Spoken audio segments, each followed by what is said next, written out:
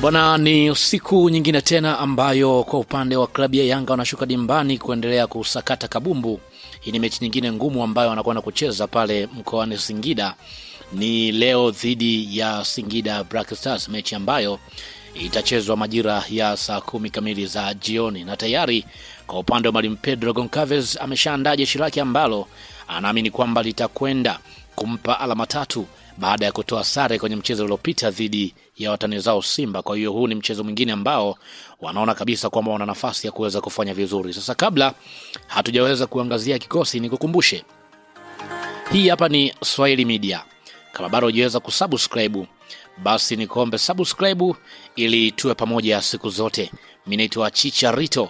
Karibu tuweze kuangazia kikosi kwa upande wa klabu ya Yanga dhidi ya Singida Black Stars. Kwa upande wa golikipa yupo Djigui Diarra. Katika mfumo ambao umekuja nao hii leo Mwalimu Pedro Goncalves ni mfumo wa 4-4-2.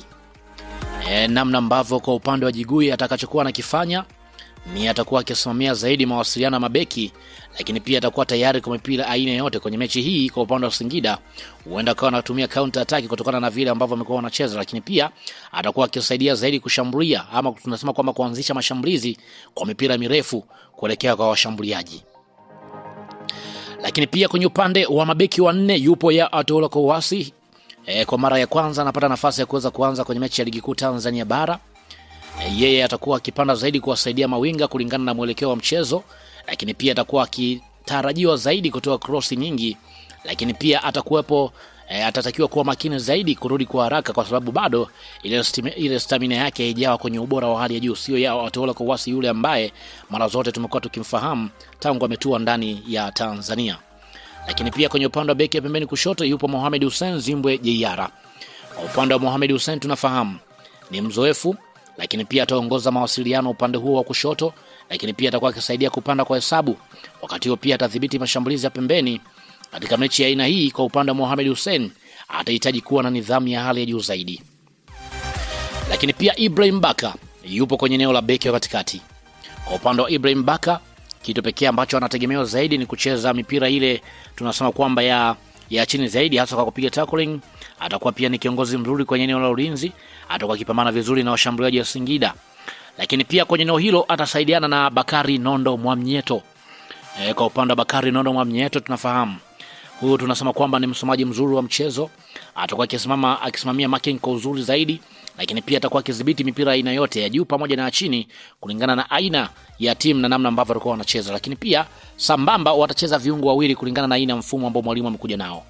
Yupo Duke Abuya kwenye kiungo cha chini, yani kiungo mkabaji, ambaye atakuwa akisambaza mipira, lakini pia atakuwa akipandisha tempo zaidi ya mchezo. Lakini pia mchezaji huyu atakuwa akisaidia kusogeza mipira mbele kutokana na vile ambavyo amekuwa anacheza. Abuya atahitaji kuwa na utulivu mkubwa, kwa sababu kwenye eneo hilo atacheza viungo wawili pekee kulingana na aina mfumo, ambapo kwenye eneo hilo atasaidiana na Mudathiri haya. Kwa upande wa Mudathiri, huyu atakuwa ni box to box, atakuwa kikaba na kushambulia, lakini pia atasaidia zaidi kulinda mabeki. Lakini Mudathiri ndiye ambaye atakuwa akifunika mapengo kwenye maeneo yote yani ya uwanja kulingana na namna ambavyo timu itakuwa inacheza. Lakini pia kwa upande wa Max Nzengeli atacheza kwenye eneo la winga ya pembeni kulia. Max Nzengeli tunafahamu kasi yake ile 1v1, namna ambavyo amekuwa anacheza. Huyu ndiye ambaye atakuwa akitegemewa zaidi kupiga cross, lakini pia atakuwa anategemewa pale Yanga ambapo kama atakuwa anashambuliwa, Max Nzengeli atakuwa anaingia katikati kutokana na aina ya mfumo na namna ambavyo timu itatakiwa kucheza. Maana kwamba Max atakuwa akitokea kwenye eneo la winga ya kulia, wakati huo winga ya kushoto atacheza Alan Okello kulingana na aina ya mfumo na silaha ambayo atakuwa anaitaka mwalimu. Kwa upande wa Okello ataingia ndani zaidi kwa ajili ya kupiga mashuti, lakini pia atakuwa akitoa pasi za mwisho, lakini pia atakuwa akivuruga safu ya ulinzi. Lakini kama ambavyo tunafahamu ana uwezo wa kubadilika kuwa kiungo mshambuliaji wakati pale timu ambapo itakuwa inataka kuingia zaidi katikati kulingana na vile ambavyo amekuwa anacheza. Kwenye eneo la washambuliaji mwalimu pia amerejea na washambuliaji wawili. Kama kawaida Prince Mpumelelo Dube atacheza kwenye eneo la kushambulia. Huyu ni target man, atakuwa akishikilia mipira kutokea kwenye eneo la pembeni kwa ajili ya kuingia katikati. Atakuwa akipambana zaidi. Dube atakuwa akiwavuta mabeki kwenye eneo la pembeni ili kumwacha striker mmoja kwenye eneo la mbele ambaye atasimama, ambaye ni Depu. Kwa upande wa Depu, yeye atakuwa akiingia nyuma zaidi ya mabeki, lakini pia atakuwa akitumia mipira ya pili kwa ajili ya kumalizia, haswa pia yeye pamoja na Dube watakuwa wakicheza kwenye eneo la karibu kulingana na aina ya mfumo ambao mwalimu amekuja nao, ule mfumo wa 4-4-2. Kwa upande wa mbinu za kocha atakuwa akihitaji zaidi mashambulizi kupitia pembeni, cross nyingi ndani ya box, washambuliaji wawili kushirikiana, lakini pia Abuya pamoja na Mdathiri kudhibiti tempo ya mchezo, lakini pia fullback kupanda kwa mahesabu, lakini pia atakuwa akihitaji kuwa na pressure ya juu zaidi mapema. Ya maana kwamba mambo yatakuwa namna hiyo.